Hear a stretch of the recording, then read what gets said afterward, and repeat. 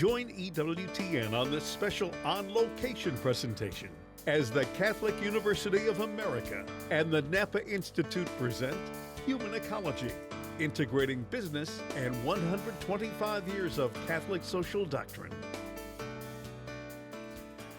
It is now my honor to present our first speaker of the morning, Sister Cecile Renouard. And she is at once an incredibly competent person and a pure joy, really. I mean, it just emanates from her face. She's a religious sister of the Assumption. She is the director of CODEV, which means Companies and Development, at the Institute for Research and Education and Negotiation at the Essex School in Paris. Essex Business School in Paris. She is also a professor of political philosophy and social ethics at the Jesuit School, at the Jesuit University in Paris, a very fine institution, and also she is a professor at the Engineering School of Mines as well. She received her PhD in social ethics from the School of Higher or Advanced Studies in Social Sciences in Paris, and also received a Master's of Management from the Essex Business School in Paris as well. She's the author of a large number of books and articles in the area of developing countries, in themes related to Laudato Si, and she comes to us today to speak about a very important topic. The Laudato Si is calling us to integral ecology, and is integral ecology a responsibility of business? Sister Cecile?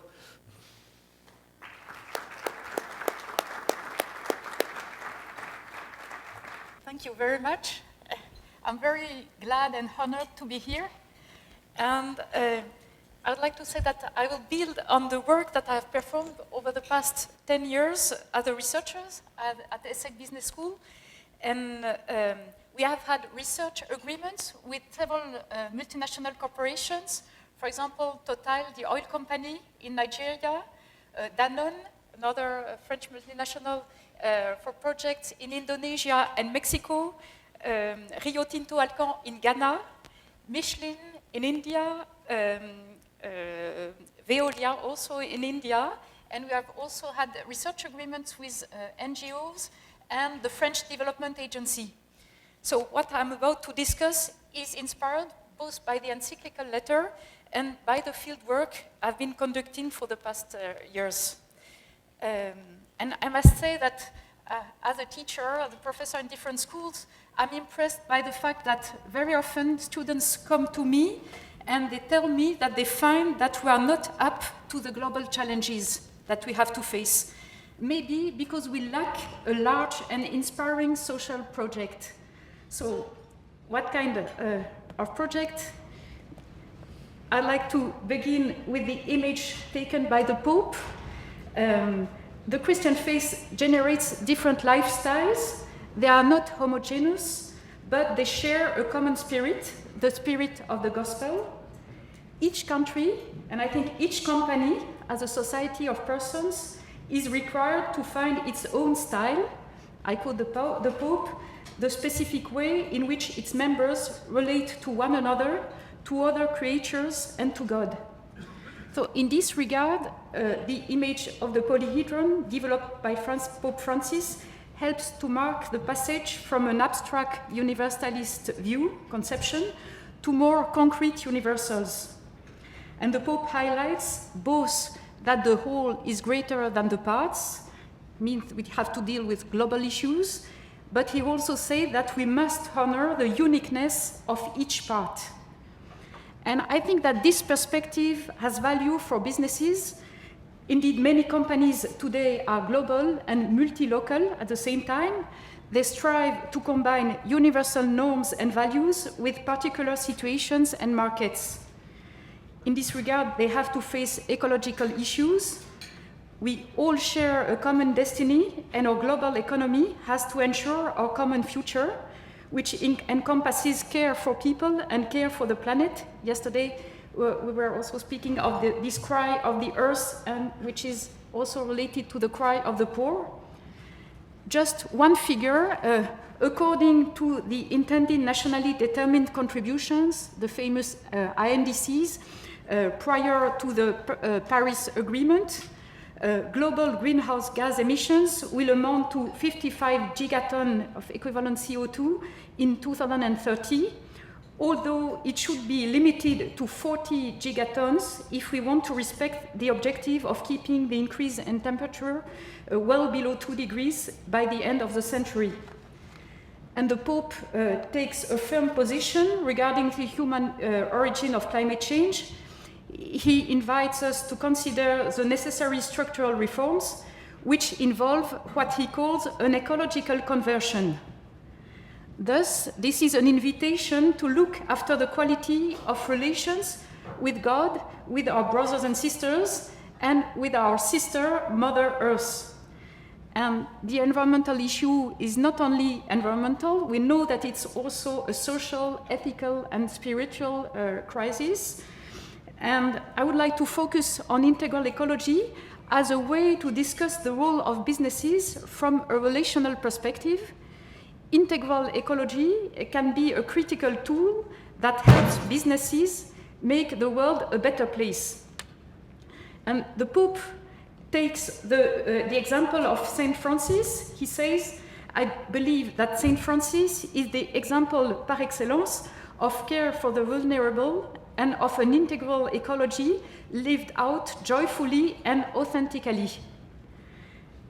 Challenges, if we go back to St. Francis' time, we know that the challenges at that time were linked to the transition from a hierarchical society to a merchant society.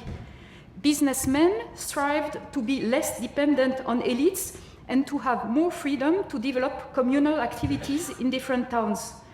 The growing concern was how to promote the expansion of economic activities while taking care of the worse off. Today, we live in digital societies, and it raises new challenges. We are very connected, but what about the quality of relations? I think that's one point we discussed a lot yesterday. How can we move from mere connections to true and virtuous relations? But what is integral ecology? I would like to quote the Pope. He said, the social dimensions of global change include the effects of technological innovations on employment, social exclusion, an inequitable distribution of consumption of energy and other services, social breakdown, increased violence, and a rise in new forms of social aggression, drug trafficking, growing drug use by young people, and the loss of identity. These are signs that the growth of the past 2 centuries has not always led to an integral development and an improvement in the quality of life. Some of these signs are also symptomatic of real social decline, the silent rupture of the bonds of integration and social cohesion. So, in light of this rupture of social bonds, the notion of integral ecology promotes social cohesion. And chapter 4 of Laudato Si, which focuses on integral ecology, includes several sections. Remind us of these sections. First, environmental, economic, and social ecology. Then cultural ecology, ecology of daily life, the principle of the common good, and justice between the generations. So, how can businesses contribute to the formation of quality social and environmental bonds? I suggest looking at the role of business with respect to integral ecology from a quadruple perspective, and I call this perspective the 4 C's. Conscience, challenges, creativity, and capabilities. So first, on conscience. Major ecological issues can be noted worldwide. What kind of agriculture has to be fostered? What kind of urban settings should be envisioned? How to deal with desertification or with cultural diversity? And Pope Francis strongly expresses the need to reflect first on our ends, our ultimate goals. He says and keeps saying that we lack long-term strategies and consistency between the vision and the chosen means in order to achieve our objectives. I'll just give one example I often discuss with top executives of Danone. When you go to a Starbucks in Mexico and you ask for a bottle of water, you are given a bottle of the French Evian water, even though Danone is the producer of the Bonafont Mexican brand. I think it's a good example of a certain inconsistency between the goal Danone has, and Danone is one company that strives to promote a double objective, social and economic, but this practice is inconsistent with this goal that the company has. And if I take the famous sentence of Rabelais, the French writer of the 16th century, he was saying, "Science without conscience is but the ruin of the soul." And the Pope says, our immense technological development has not been accompanied by a development in human responsibilities, values, and conscience. Each age tends to have only a meager awareness of its own limitations. It is possible that we do not grasp the gravity of the challenges now before us. The risk is growing day by day that man will not use his power as he should. And the Pope adds, human beings are not completely autonomous. To face the changes and operate individual and collective discernment regarding our behavior and our dominant logic of institutions, we have resources. Going back to our spiritual sources can illuminate our strengths and steer our forces. Creation, in Jewish and Christian thought, is the work of a God who is absolutely good. God is presented by the Book of Wisdom as the one who, precisely because he is omnipotent, chooses patience and kindness towards this otherness that he created out of love. I quote the Book of Wisdom. It says, "But you have mercy on all because you can do all things. You spare all things because they are yours." And creation represents love in an act of withdrawal by a God who does not want to take the whole place.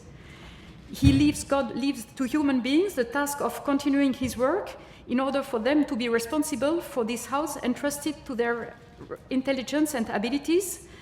And this autonomy is given to man to enable him to contribute to the work of creation and transformation while respecting every being. And Pope Francis suggests that human beings should cultivate three attitudes in the heart of the cosmos. First, man is called to recognize the otherness, that of his creator. Then the second attitude is to exercise constant discernment, seeking the why of things, the meaning of techniques, the purpose of our projects, and promoting an ethical approach to control and direct our transforming action to what is really the source of life and justice. And finally, the third attitude is to imitate God in this ultimate love without exception. Such love imposes limits, leaves room for others, while supporting and bringing forth the capabilities of each person. And our autonomy is acquired while we also experience our vulnerability, our interdependencies. And as some thinkers highlighted this in the 70s, is it worth developing some lifestyles that lead us to be highly dependent on the technical means to repair the damages that we created? And if I take one example, the example of junk food, we know that it leads to obesity and thus to a high level of public spending on sanitation. And we have to go back to the roots of our choices. So conscience is the first dimension of integral ecology.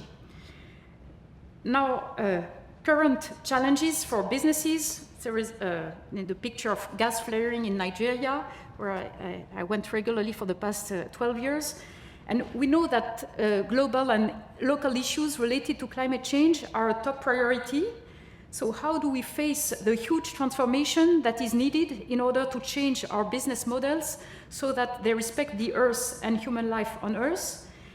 Francis recalls the shortcomings of our business as usual models. I will just mention 4 issues. The problem related to a win-win approach, then huge inequalities in the value chains, then the culture of mass consumption and waste, and the priority usually given to the market over democracy. First, on the danger of the win-win approach, I'd like to quote the Pope, and who dismantles the argument of balance, which I call the win-win argument. The Pope says, "It is not enough to balance in the medium term the protection of nature with financial gain or the preservation of the environment with progress. Halfway measures simply delay the inevitable disaster. Put simply, it is a matter of redefining our notion of progress. A technological and economic development which does not leave in its wake a better world and an integrally higher quality of life cannot be considered progress. Frequently, in fact, people's quality of life actually diminishes by the deterioration of the environment, the low quality of food, or the depletion of resources in the midst of economic growth. In this context, talk of sustainable growth usually becomes a way of distracting attention and offering excuses. It absorbs the language and values of ecology into the categories of finance and technocracy, and the social and environmental responsibility of businesses often gets reduced to a series of marketing and image-enhancing measures. I can say that this is one of the main lessons I draw from discussions I have had with top executives in France over the past years. We just have written a book on the challenges and levers related to the implementation of the ecological transition in multinationals. And the key aspect that we highlighted is the dichotomy between strategies and social and environmental concerns. The same companies endorse OECD guidelines, ILO principles, but very often they consider CSR, corporate social responsibility, as marginal best practices, and they do not really try to internalize negative externalities, which would be the only way to change the models. And I think that one main issue today is related to huge inequalities in the value chain. Here you have a picture of the Rana Plaza disaster that took place in 2013 in Bangladesh. We remember that 1,200 people, mostly women, died due to poor security norms in the workshops where they were sewing the clothes we buy at Gap, Benetton, Auchan, and other stores. And as calculated by some experts, one shirt that costs $32 will pay the maker only 18 cents. So we indeed have nurtured a culture of waste. And I'd like also to quote, maybe for me it's the most violent quotation of the Pope in the encyclical letter. The Pope says, "The same kind of thinking leads to the sexual exploitation of children and abandonment of the elderly who no longer serve our interests. It is also the mindset of those who say, let us allow the invisible forces of the market to regulate the economy and consider their impact on society and nature as collateral damage." So the Pope said that the same logic underlies both criminal behaviors and also the legitimation of collateral damages related to our economic models. So he makes it clear that the end cannot justify the means when the means implies neglect of social and environmental damages. I just also here there's a picture, a man, a waste picker. It's on a dump in Mexico. I met with him just more than a year ago, before Christmas, and this person was very moving because he was very gentle, and it was just a few days before Christmas, and he said that he would spend Christmas alone because he had no family. And I think this picture expresses well the fact that when the Pope speaks of a culture of waste, it's both in symbolic terms and also in material terms.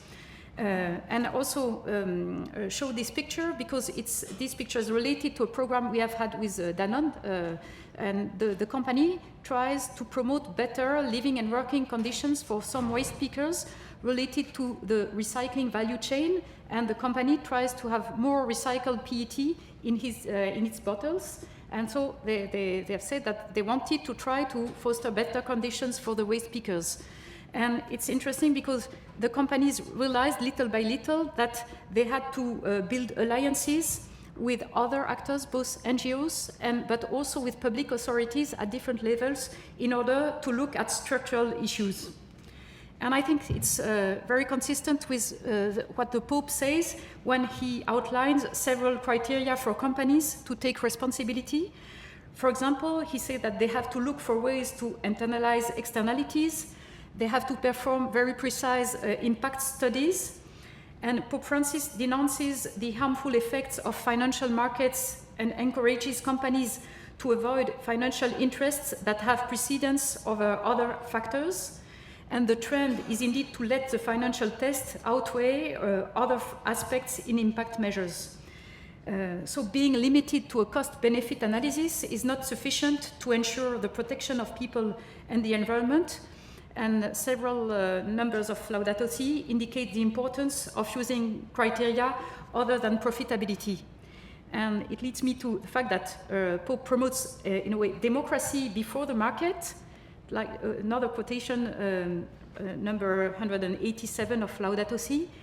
This does not mean being opposed to any technological innovations which can bring about an improvement in the quality of life.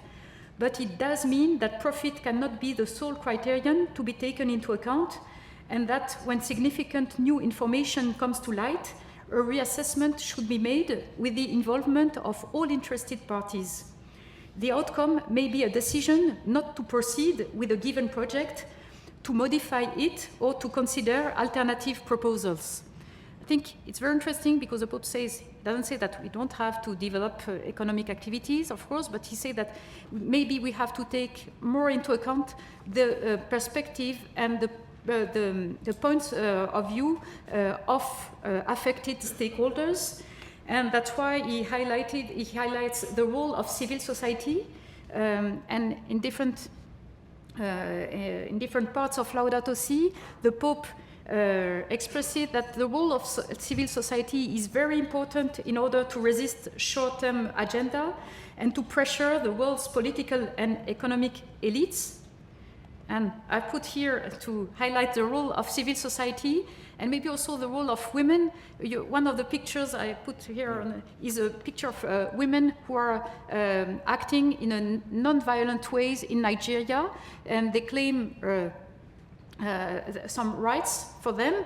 And in Nigeria, it's obvious that part of the population, and mostly women, don't take part in decision-making processes. For example, when the oil companies sign MOUs with representatives of the neighboring communities, most of the time you find the same in Nigeria. People speak of benefit captors. I think it's very clear, people who hijack the benefits from the MOU for themselves or for their relatives. And most of the time, the women who do all the farming are not included in the negotiations, and it means that there are very few, a very small amount of money that is dedicated to farming activities, although it could improve the situation of local communities. So, I like the role of empowering civil society members and empowering women. Now it leads me to a question of creativity. What kind of creativity towards new eco-business models? I like to take two examples related to my experience in France for the past years. In 2012 and 2013, 80 experts from different disciplines with diverse skills reflected on scenarios of transition, of ecological transition. And these scenarios variously combine three pillars. The first pillar is sobriety, second pillar, renewable energy, and third pillar, energy efficiency. And these pillars were supposed to be discussed not only among experts, but also within society and at government level, in order to prepare laws on the ecological transition. And I also take part in a multi-stakeholder platform with both business leaders, NGOs, researchers, unions, and civil servants in order to move towards the increased participation of businesses in global and local challenges. And it's a very interesting experience, because sometimes NGOs defend some strong stance, and businesses also, and to be able to discuss and share the perspectives of different parties is also very interesting, in order to build new alliances and to transform our business models. I would like to say a word about these new economic models. The first one is circular economy. It's very promising in terms of manufacturing, marketing, use, repair, reuse of components, recycling, and waste recovery. And we know that a scarcity issue exists vis-à-vis some resources. For example, according to some experts, we have certain access to only 30 to 60 years of nickel, copper, and lead reserves. And even if we have more reserves, we know that we need more and more fossil fuels in order to be able to extract these reserves. So anyway, we have to face this issue of scarce resources for tomorrow. And then there is another new model, which is the economy of shared property, or maybe it's called in English sharing economy.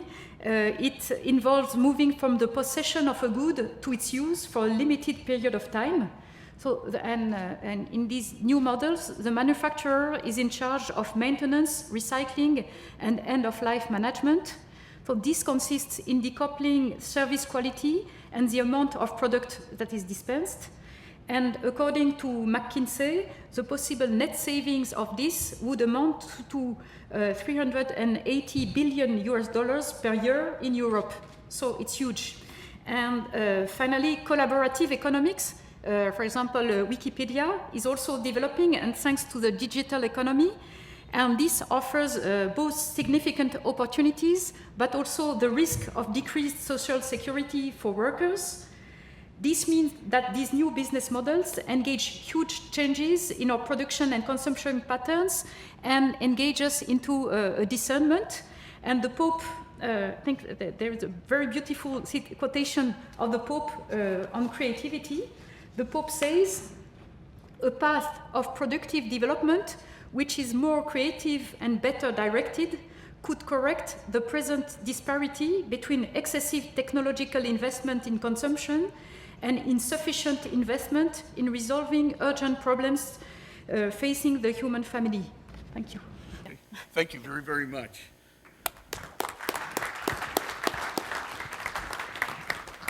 And now we move to Marcellino D'Ambrosio, and he is, of course, a PhD recipient from this august institution, the Catholic University of America. He wrote his doctoral dissertation under Avery Cardinal Dulles here in the whole area of Henri de Laubach's recovery of Scripture in patristics. So he's a very fine historical theologian and scholar. But in addition to that, Marcellino brings to us a variety of other kinds of experience. He has written two very popular books. One of his books was A Guide to the Passion, 100 Questions on the Passion of Jesus, which sold literally a million copies in less than 3 months. He's published another popular book, Exploration of the Church. He's been on every kind of news program, from Fox News to EWTN. And in addition to that, though, he remains exceedingly grounded. He continues to work in teen ministry, Hispanic ministry, and he's going to be speaking to us about a similar topic to Sister. Is Laudato Si calling us to a personal conversion? Marcellino?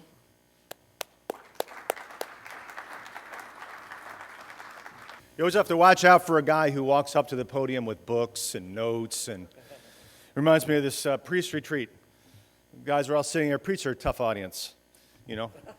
They are. So the priest walks in and is going to give the conference, and he has notes overflowing, falling. Yes, he's walking up to the podium, and he puts the notes down, and he says, "Where to begin? Where to begin?" And some priest in the back yells out, "As close to the end as possible." This is convenient because I was assigned to talk a little bit near, the end of the encyclical. Really, I'm talking about mainly the last chapter because the topic of conversion is so clearly there in that last chapter. But really, it's a lot more than that. This is an interwoven encyclical, and it's kind of long. It's a long work, and the themes recur. It's kind of like the Bible. It's just a circular meditation where themes come back richer and richer all the way through. So really, it starts with the whole idea of conversion. I just have to say this before I start. I'm a little nervous speaking here because the last time I spoke at Catholic University was in 1991 at my doctoral dissertation defense. And I had Avery Cardinal Dulles is in the panel, listening. Now, this time I just happened to have, here in the conference, the cardinal who actually helped to write the encyclical. So last night I had a few nightmares. I kept thinking of Cardinal getting up and saying, "That's not what we meant," Let me just say this. Talk about the elephant in the room. Did anyone notice that there are some people that weren't really excited about this encyclical in the United States when it came out? There were some, particularly some folks that we're maybe allies with on a lot of political issues or social issues when it comes down to things like abortion and contraception and the right of God in the marketplace, in the public square. But a lot of folks who are normally allies of ours were upset about this encyclical. They were a little rattled by it. And I would just like to say that that's par for the course because the Pope happens to be a prophet. And prophets tend to rattle people. You know that old thing about, prophets are to console the afflicted and afflict the comfortable. And so the Holy Father here is calling people not just to do a few little things to fix the environment. Obviously, there's practical measures that can be taken by business and by government and should be taken by business and by government to fix various things, various problems, local and national and international. But the Holy Father is not interested in superficial solutions. He's a radical. Some people think that's a bad thing. I think that's a good thing. Radical means he goes to the root of the problem. And that's what he does in this encyclical. He goes to the root of the problem. And the root of the problem is a way of looking at the world that is, quite frankly, insane. Now, this is kind of funny, but Theology and Sanity. Did anyone ever read Frank Sheed's Theology and Sanity? It's a great book. And one of the things that he says is, holiness is about the perfection of love. And that's the will, working things out. But theology really helps us to see things as they are. And not seeing reality as it is the definition of insanity. And quite frankly, I just want to go back and think about the technocratic paradigm that is really at the root of the problem that the Pope is attacking. Sometimes we ask, whose side is the Pope on? Is on the liberal side or on the conservative side? And this is what's really messing a lot of people up. The Pope is actually challenging all of us because all of us, unfortunately, are heirs to a paradigm, whether we're liberal, conservative, Democrat, or Republican, business, labor. We've inherited a certain paradigm that goes back to the Enlightenment. Now, this encyclical does not mention by name the Enlightenment, but when we're talking about the technocratic paradigm, that's really what we're talking about. The view of Thomas Aquinas in the Summa, the medieval view, is all of reality is coming forth from God and going back to God. Exitus, reditus, coming out and going back. Now, the Enlightenment comes along, right? And what Alexander Pope said, know thyself, do not presume God to scan. The proper study of mankind is man. Now, instead of a theocentric universe and a vision of reality that's coming forth from God, going back to God, whether you're a traditional Christian believer or a deist. You know, the new folks coming out of the Enlightenment, I don't know if you got this, a lot of our founding fathers, they weren't Christians in the full sense. You know, Thomas Jefferson was a deist. And his view, at that point in time, back in the Enlightenment, no one denied God yet. But God was now disconnected. He's the clockmaker. He wound this whole thing up, and now it's all running on its own natural laws, and it's left to us. And God's not really concerned. He has more important things to do up there somewhere. So the world is ours, and, you know, our preoccupation is us and the world serving us. And really what happens here in the Enlightenment is science is born, you know, modern science.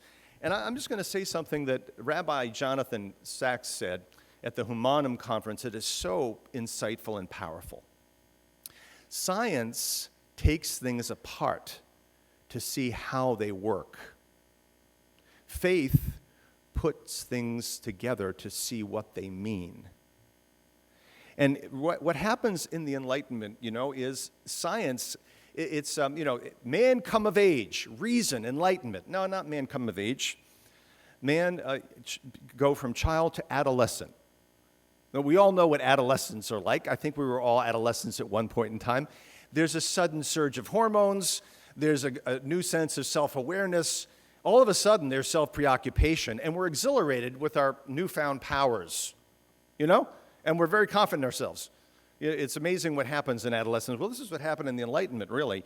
And what we see here with science is, for example, you know, think about the historical critical method of Scripture. I study that method here at Catholic U. It's a different era back when I was here.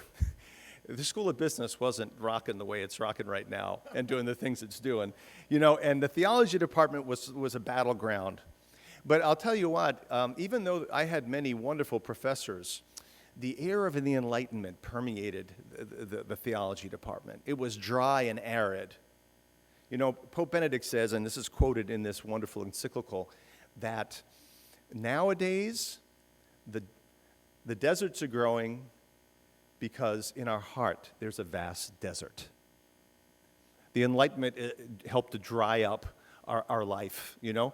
I just remember historical critical scholarship as I'm learning it and watching it, you know. Small bits of Scripture cut out and analyzed, right? And, you know, one of my fellow students said to me, talking about the professor, who was well-known exegete, and I learned a lot from him, but he made a comment that was very telling.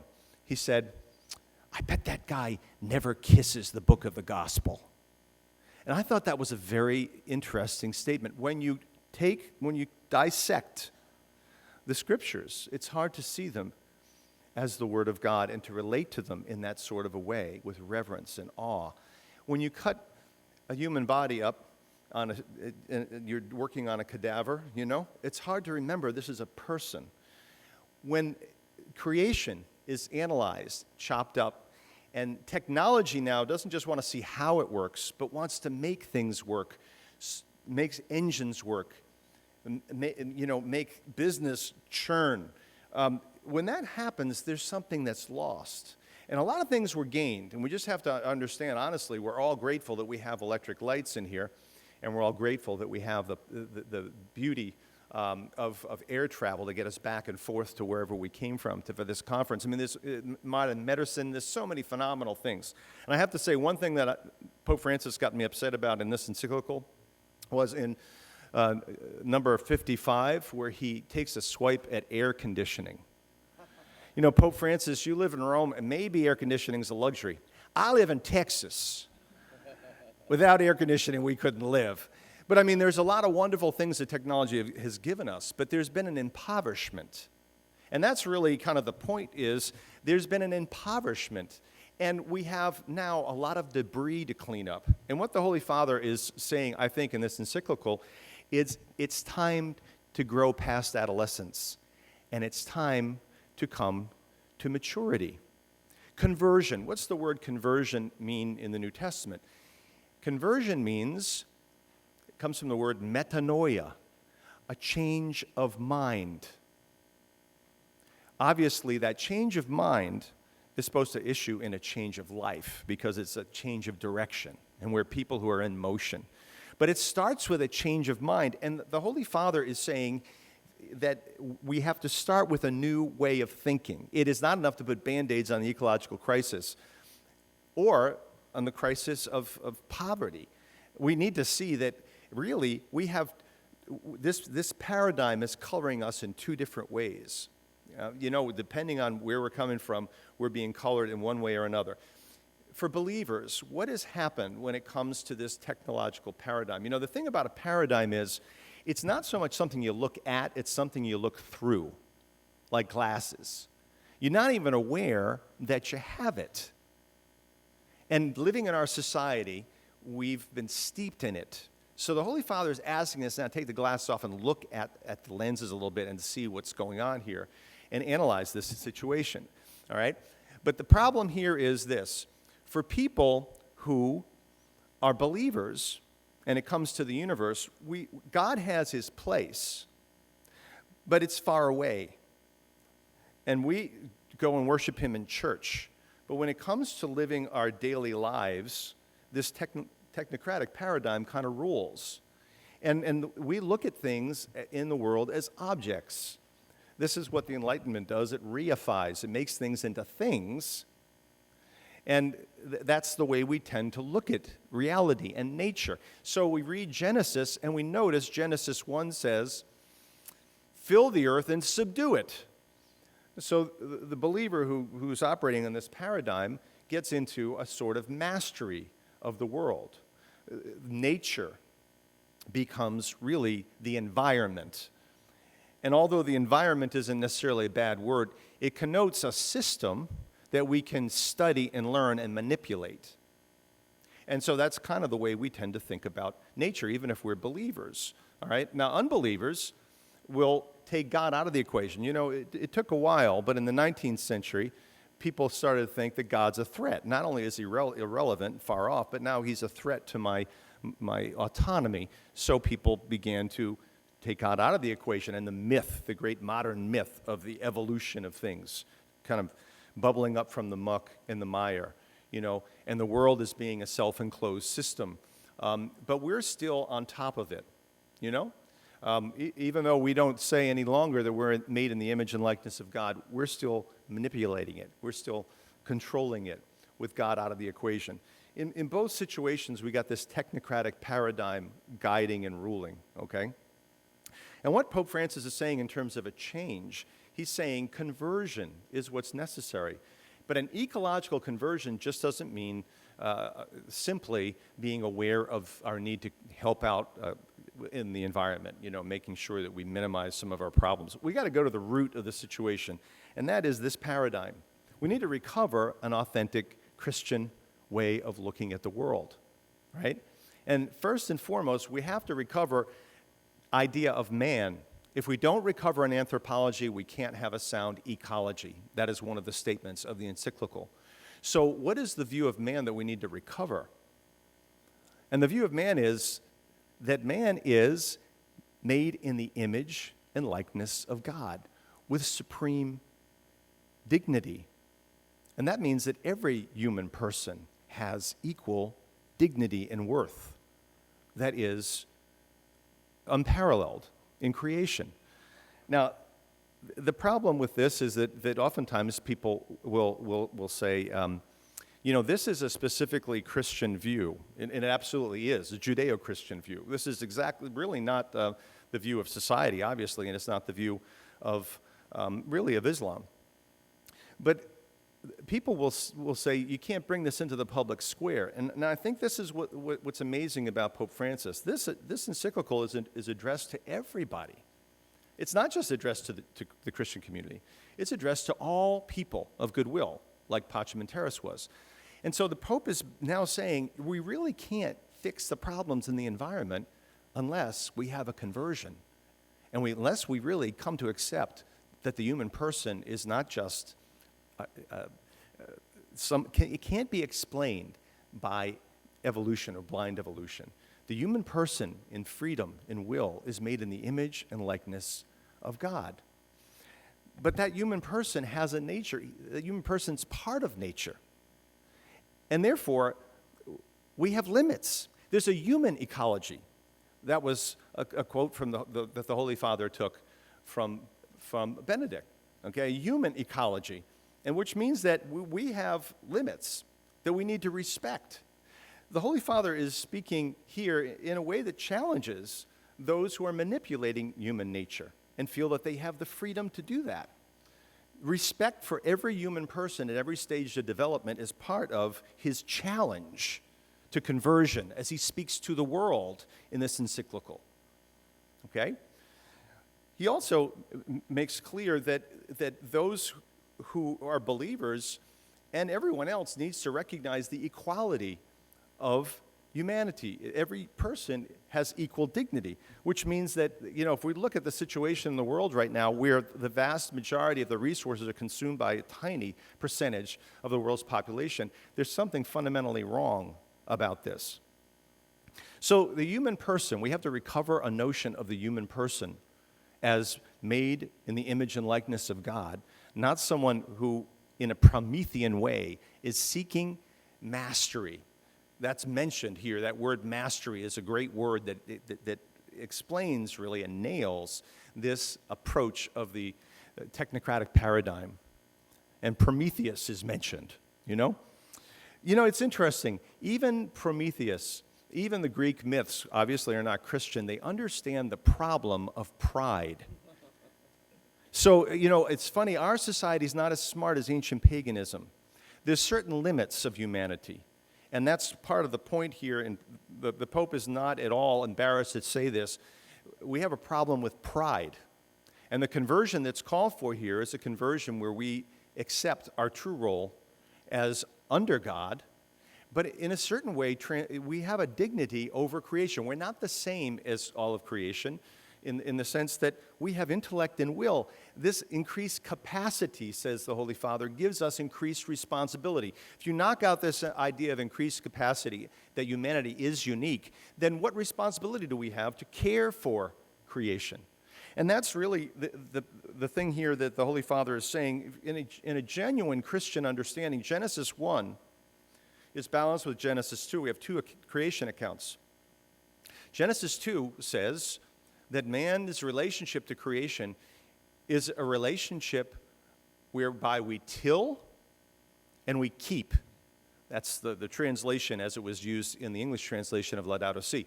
To cultivate and care for, I think, are even better translations. To cultivate and care for. Cultivate means to develop. Yes, development is awesome, but not in a way that rapes the creation, okay? And that word creation, that's an important word. God, we need to recover our relationship with God.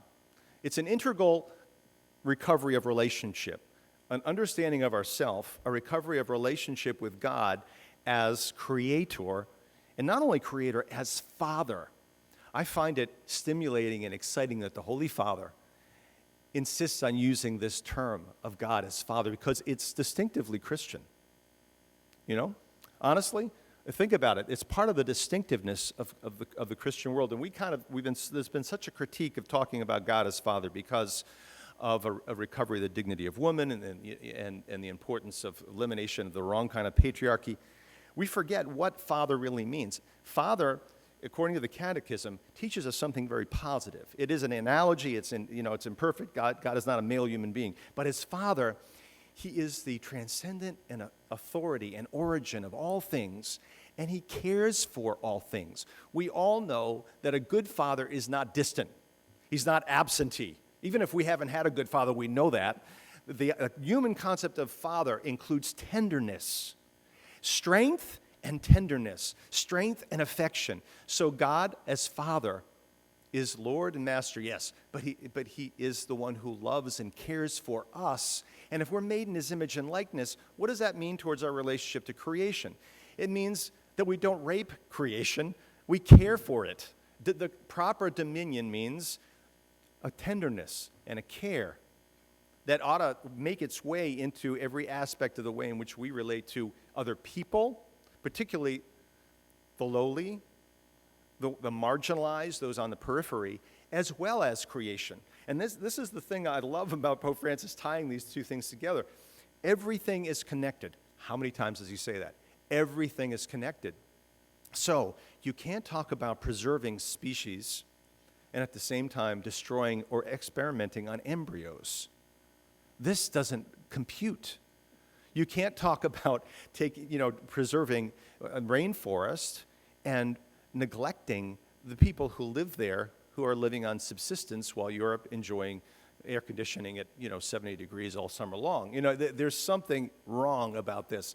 So how about nature? How do we look at nature? The word nature comes from the word born.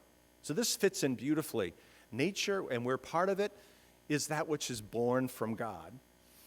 But the Holy Father prefers another word that St. Francis prefers, and that is creation. Second chapter is the gospel of creation. I read an article a long time ago that St. Francis was not an environmentalist. St. Francis would never think of the world as the environment. No, the world is creation. It is a gift from a loving God. And his resemblance is all over it. And this is what's amazing for St. Francis. Why did St. Francis call things brother, sun, sister, moon? Is this just sentimentalism? Not at all. Because he had an awareness, a joyful awareness. By the way, he wrote the Canticle of the Creatures when he was suffering from blindness towards the end of his life.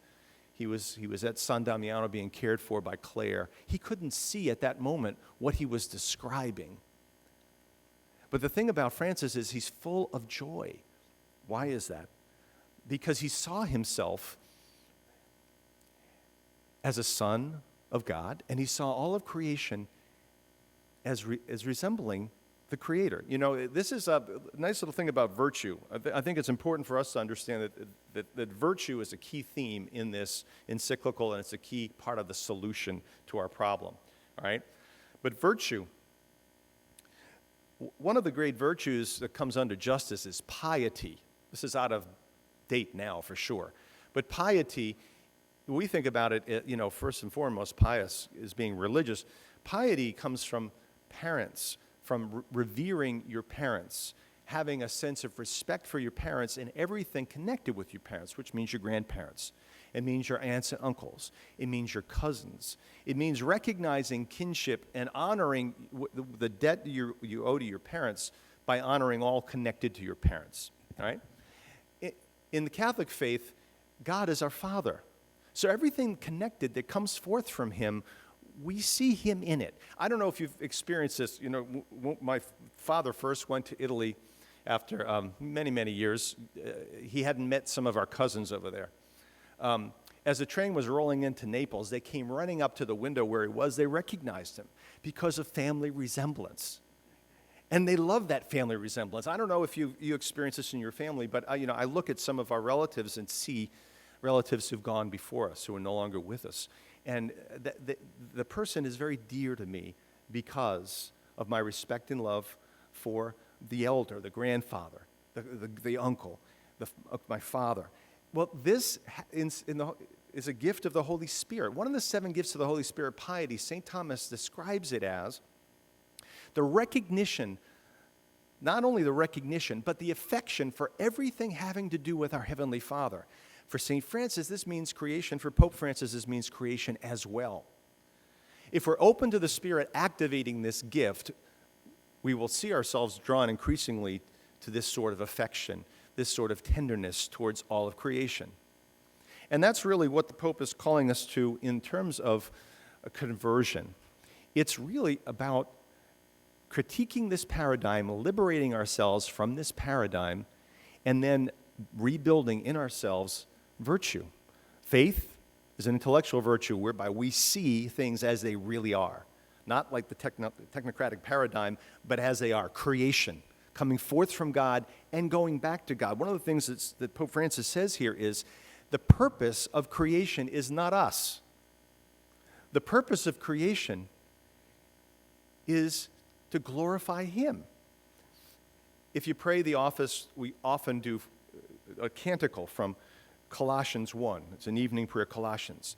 All things were created through him, and all things are for him.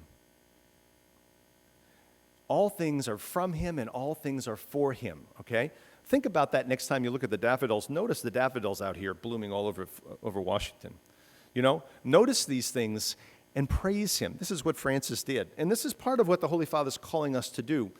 In calling us to moderation, sobriety, that is one of the great virtues. I just want to say something about moderation. This is a key thing here involved in solving our problem. Folks, we're addicted. Our society is addicted. We're addicted to overstimulation. This is what happens when pleasures get out of balance. Is technological progress a pleasure? Absolutely. It's a legitimate pleasure. It's a good pleasure. The beauty of something that works, that's a pleasure. The beauty of music is a pleasure. The beauty of actually hearing news is a pleasure. You know, watching a movie is a pleasure. Eating is a pleasure. Air conditioning is a pleasure. The church has always said pleasures are good. God created pleasure. It's his idea. But when pleasures get out of whack, they cause suffering and imbalance. And that's a vice of gluttony. And really, he doesn't use the word gluttony here, but he's describing gluttony. The sad thing is that, you know, in pursuit of pleasure, we do too much of a particular thing. We impoverish ourselves in every other area of our life. The reason gluttony is so bad is not because food's bad or television's bad or whatever, but because it crowds out everything else in our life and makes us sick. So there's a superficial preoccupation with gadgets.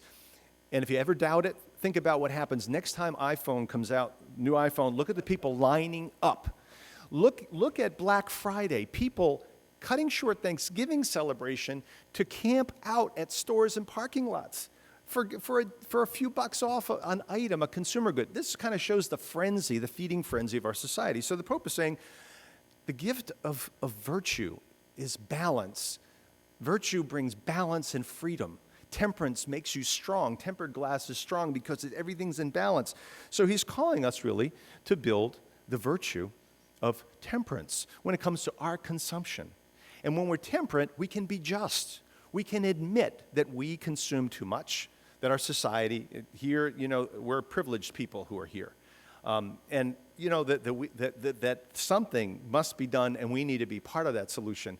And maybe we'd be willing, when we're temperate, more temperate, to relinquish certain kinds of privileges and certain kinds of things for the common good. How can you care for the common good and take action for the common good when you're addicted? So the Holy Father here is calling us to the good news. The gospel is what this is really about. I think this encyclical is connected with Evangelium Gaudium because it ends on a note of joy. It ends on a note of optimism.